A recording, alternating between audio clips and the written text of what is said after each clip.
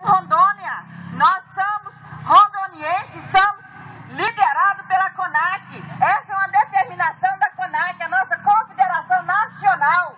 Hoje o Brasil, neste horário, está parado em todos os estados.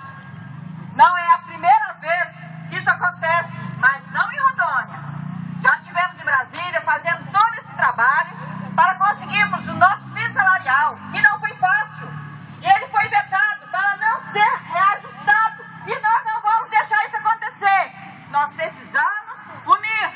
Aqui nós somos mais de 3.000 agentes comunitários do estado de Rondônia. Conta a dedo. Não todos estão aqui. O povo está em Porto Velho.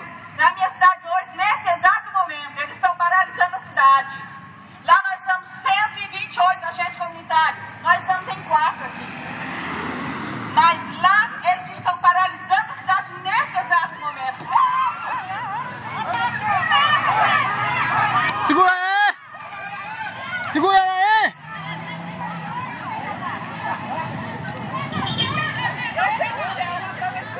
Não, fecha ali, ó, fecha ali. Fecha aí. Alguém tirou foto. Olha como estão sendo invadidos os nossos direitos.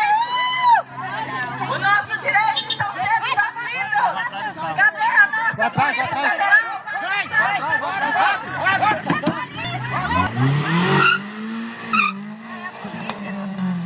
Nossos direitos estão sendo invadidos.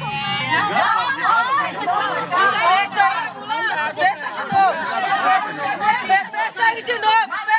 Que vai nos tirar. Nós vamos fazer a manifestação sim.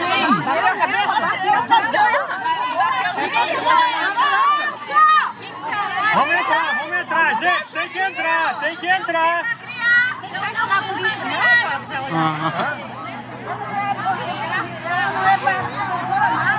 Gente, eu acredito que não é momento de se intimidar. Não é momento de se intimidar. Todos nós temos família. Só vamos ser prudentes.